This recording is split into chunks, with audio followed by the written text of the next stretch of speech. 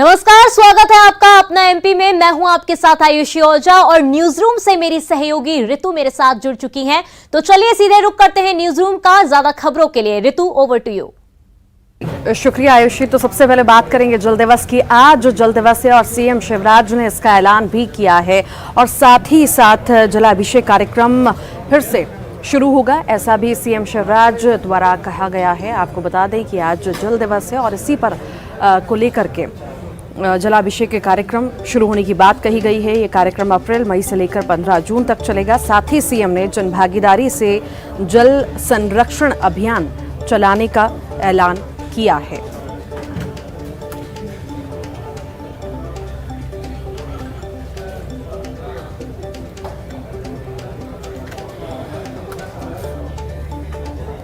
विशेषकर ग्रामीण क्षेत्रों में हमारा जलाभिषेक अभियान चला कि हम अप्रैल मई और 15 जून तक जनता के सहयोग से जल संरचनाएं बनाने का एक आंदोलन छेड़, एक अभियान छेड़, और उसमें जन अभियान परिषद को आज मैंने इसलिए बुलाया कि जन अभियान परिषद जनता को जोड़ेगी, एनजीओ को जोड़ेगी इस अभियान से। जन अभियान परिषद खुद तो काम करेगी, लेकिन अलग अलग एनजीओ को जोड़ के इस काम को करवाएगी, जन भागीदारी से जल संरक्षण। और आज सीएम शिवराज सिंह चौहान ने बीजेपी के प्रवक्ताओं से बातचीत की। प्रवक्ताओं से बातचीत वीडियो कॉन्फ्रेंसिंग के जरिए हुई और उनको कई सारे निर्देश भी दिए गए। सोशल नेटवर्किंग साइट्स पे किस तरह से एक्टिव होना है, इसका मंत्र भी सीएम शिवराज द्वारा प्रवक्ताओं को दिया गया है। कई सारे टिप्स दिए गए हैं। सीएम शिवराज ने चौथी पारी के 2 साल पूरे होने पर उन लोगों से बात की, टिप्स दिए। सरकार की उपलब्धियों को जनता के बीच रखने की बात उनके द्वारा कही गई है। सीएम शिवराज ने 24 तारीख को खुद प्रेस कॉन्फ्रेंस कर सरकार की उपलब्धियां सीएम शिवराज भी गिनवाएंगे।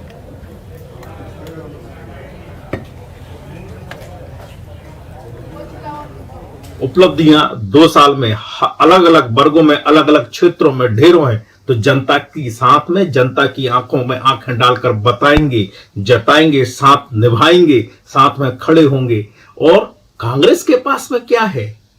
टूटती बिखरती कांग्रेस, ग्रोहबाजी में बदलती गुटबाजी, हड़कंप, अंदरूनी घमासान, षड्यंत्र। भारतीय जनता पार्टी के पास में विकास है, सुशासन है, उपलब्धियां हैं और ये हमारे लिए गौरवपूर्ण नेतृत्व है, जिसको लेकर जनता के बीच जाएंगे।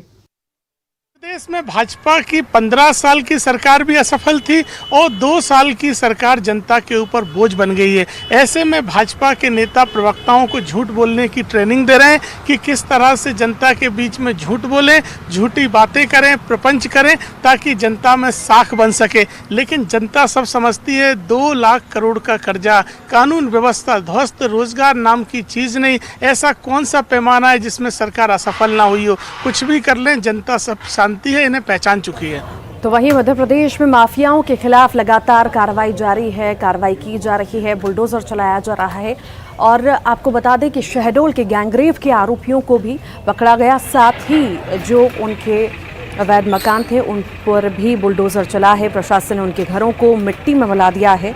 युवती से गैंगरेप के मुख्य आरोपी के घर पर बुलडोजर चलाकर जमींदोज किया गया। प्रशासन ने आरोपी अब्दुल सादाब के खिलाफ ऐसा कर अपराधियों को कड़ा संदेश भी दिया है। दरअसल आरोपी अब्दुल उस्मानी अपने 2 नौकरों के साथ युवती से गैंगरेप करने पहुंचा, फिर उसको जहर दे दिया, जिस कारण उसकी मौत हो गई थी। इसी मामले में पुलिस ने तीनों आरोपियों को गिरफ्तार किया था। तो बुलडोजर मामा के बुलडोजर ने छतरपुर में बरपाया कहर।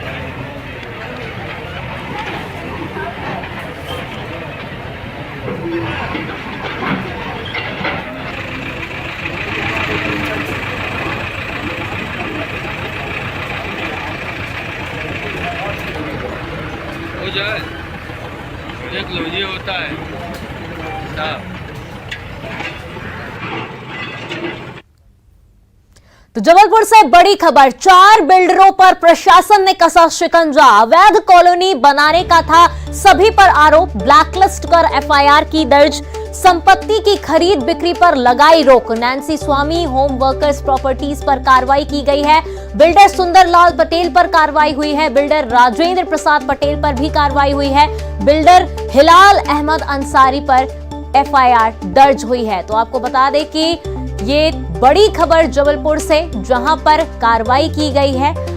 4 बिल्डरों पर प्रशासन ने शिकंजा कसा है। अवैध कॉलोनी बनाने का सभी पर आरोप था और जिसके बाद ब्लैकलिस्ट कर उनके खिलाफ एफआईआर दर्ज की गई और संपत्ति की खरीद और बिक्री पर भी रोक लगा दी गई है।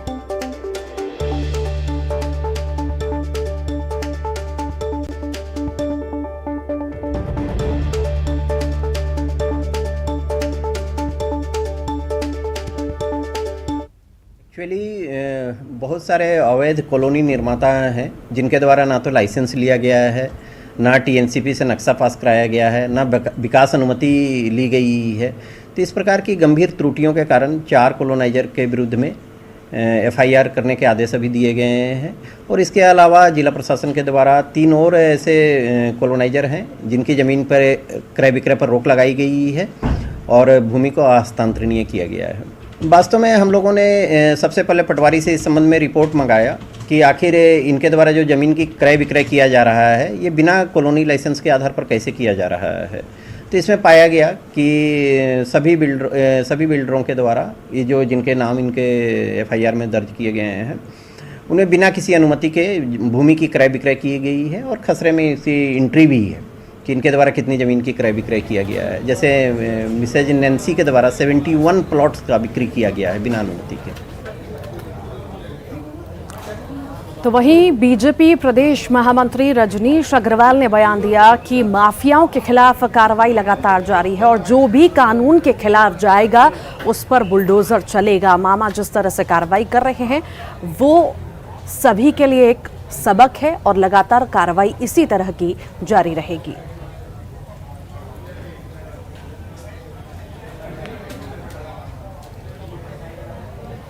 मुख्यमंत्री शिवराज सिंह चौहान मुख्यमंत्री बनने के बाद से ही लगातार वज्र जैसे कठोर और फूल से कोमल यानी सज्जनों के लिए कोमल और जो समाजघाती हैं, जो अपराधी हैं, जो गंभीर अपराध करके और समाज को कहीं ना कहीं प्रताड़ित करने का काम करते हैं, ऐसे लोगों को वज्र जैसे कठोर होते हुए सख्ती के साथ में प्रस्तुत होते रहे हैं और लोगों ने देखा है। इसलिए बुलडोजर वाला जो मामला है वो आज का नहीं है, ये तो बरसों पुराना है और कई बार कई बुलडोजर चले हैं, चलते रहे हैं। लेकिन कानून का राज, सभ्य समाज शांति और सद्भावना के साथ में रहे, यही उनकी इच्छा होती है। लेकिन कानून से जो खिलवाड़ करेगा तो बुलडोजर भी चलेगा और उनकी पूरी शख्सियत बुलडोज भी होगी। कि मध्य प्रदेश में जिस तरह से कानून व्यवस्था ध्वस्त है, चाहे महिलाओं पे अत्याचार हो, बच्चों पे अत्याचार हो, आदिवासियों से अत्याचार हो, अनुसूचित जातियों पे अत्याचार हो, सभी मामलों में मध्य प्रदेश देश में पहले नंबर पर। ऐसे में बुलडोजर मामा का प्रचार प्रसार केवल राजनीतिक प्रपंच है और इस तरह के प्रपंच को प्रदेश की जनता अच्छे से समझती है। भारतीय जनता पार्टी सरकार पूरी तरह असफल हो गई है, कानून व्यवस्था ध्वस्त है, अपराधियों को पुलिस का खौफ नहीं है। 2023 में जनता सबक सिखाएगी और बुलडोजर मामा को घर बिठाएगी। तो जबलपुर हाईकोर्ट से बड़ी खबर है। एससी, एसटी, ओबीसी को ईडब्ल्यूएस आरक्षण न देने की चुनौती, जनहित याचिका पर हाईकोर्ट में सुनवाई। हाईकोर्ट ने राज्य सरकार को जारी किया नोटिस, 2 हफ्तों में जवाब पेश करने के निर्देश दिए हैं। याचिका में दलील सभी वर्गों में होते हैं गरीब, सभी वर्गों को ईडब्ल्यूएस का लाभ न देना संविधान का उल्लंघन है। वहीं आपको बता दें, याचिका advocates union for democracy and social justice ने दायर की है याचिका। अप्रैल माह में होगी अगली सुनवाई।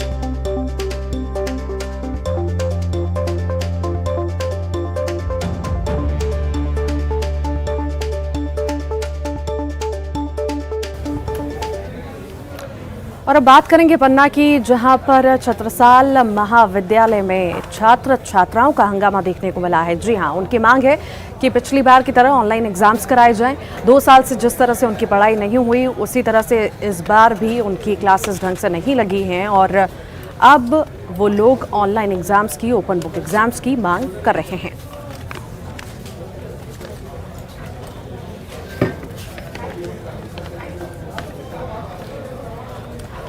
तो अब तस्वीरें आपको शिवपुरी की दिखाते हैं।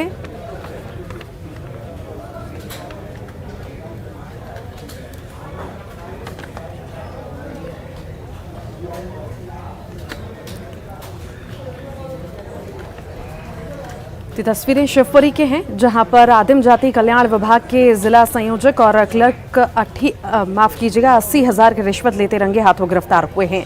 ईओडब्ल्यू ने ये कार्रवाई की है। पोहरी के छात्रावास अधीक्षक से बिल पास कराने के लिए रिश्वत मांगी गई थी।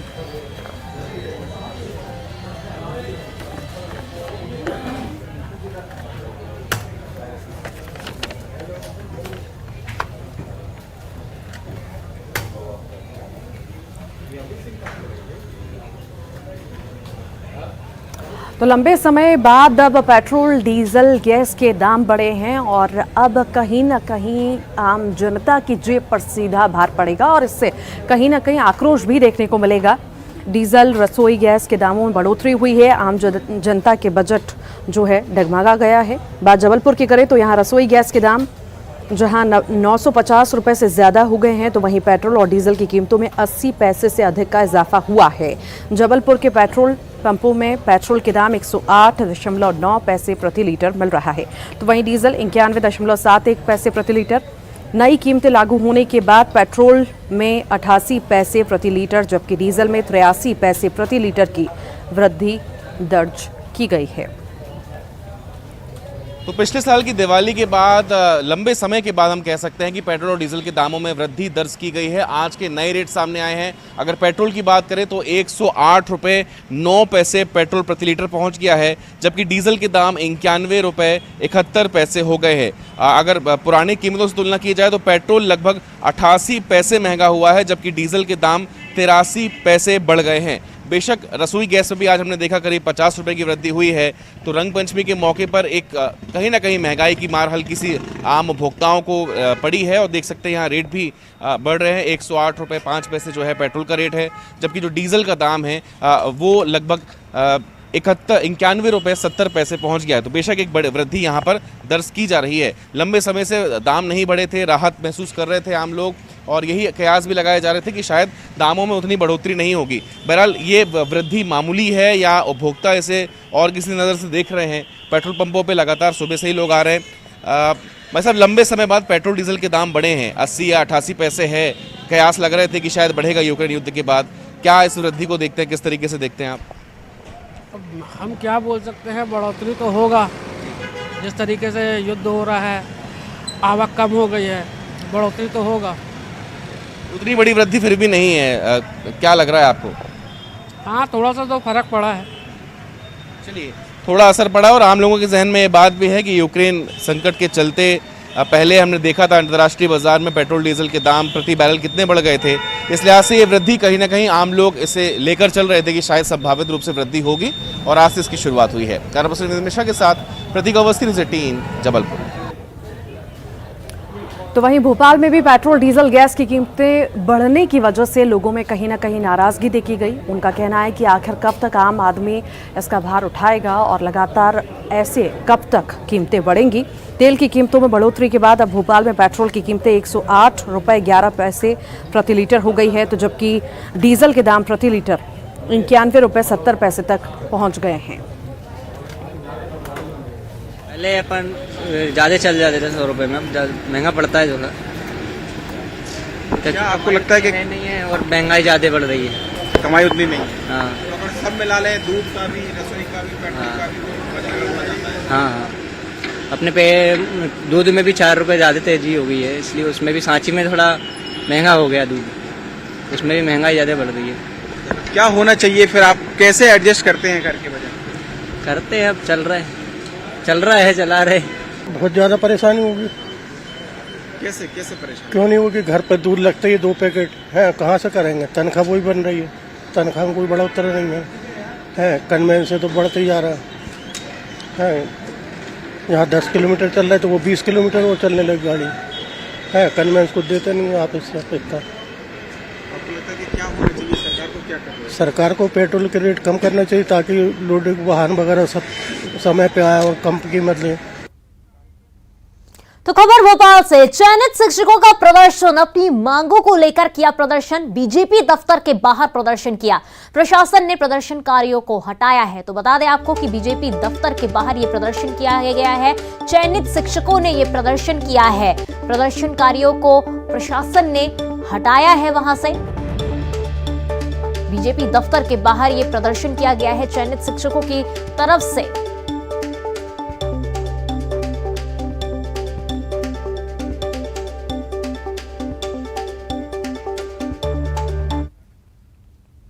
तो रायपुर से बड़ी खबर, बेरोजगारी के मुद्दे पर सीएम भूपेश बघेल ने तंज कसा है। सीएम भूपेश बघेल ने बेरोजगारी के मुद्दे पर केंद्र सरकार पर निशाना साधा। सीएम भूपेश बघेल ने CMIE के ताजा आंकड़े जारी कर निशाना साधा है।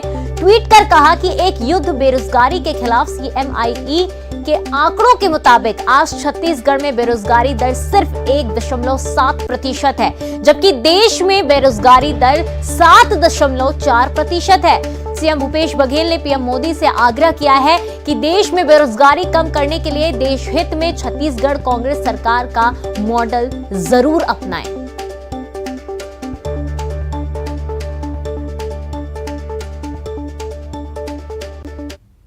तो यहां रुकेंगे छोटे से ब्रेक के लिए। ब्रेक के बाद फौरन हाजिर होंगे।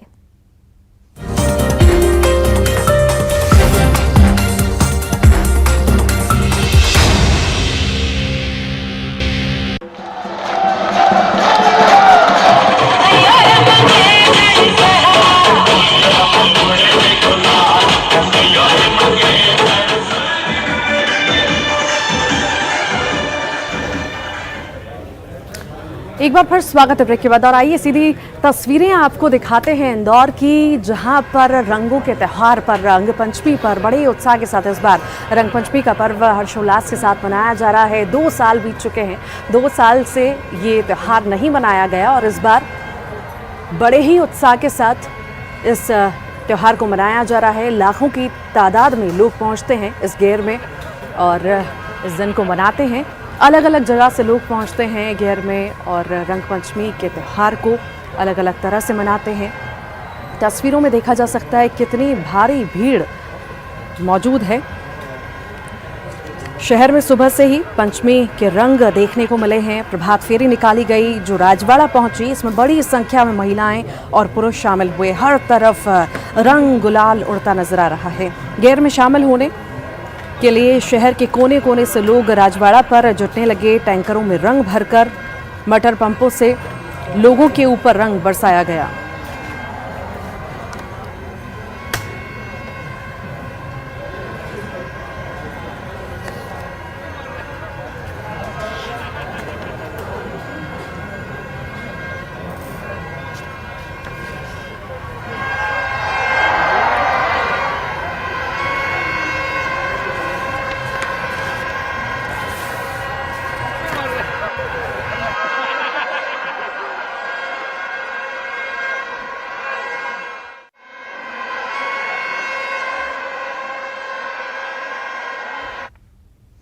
जंगली इलाकों में सूखता पानी कितनी बड़ी समस्या है, इसका नजारा देखने को मिल रहा है।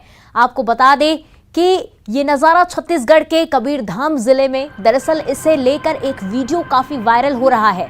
सोशल साइट पर यह वीडियो पोस्ट किया गया था। IPS अंकिता शर्मा ने, आप टीवी स्क्रीन पर 2 तस्वीर देख सकते हैं। पहली तस्वीर में वो वायरल वीडियो है जिसे पोस्ट किया है IPS अंकिता शर्मा ने। दूसरी तस्वीर में आप अंकिता शर्मा का ट्वीट देख सकते हैं।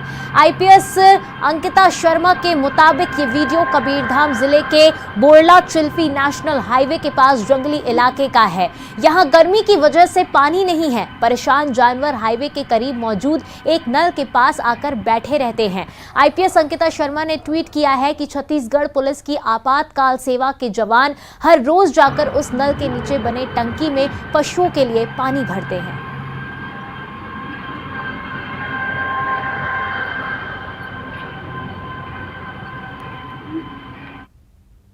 तो फिलहाल अपना MP में बस इतना ही। मुझे, मेरी सहयोगी ऋतु और मेरी पूरी टीम को दीजिए इजाजत। नमस्कार।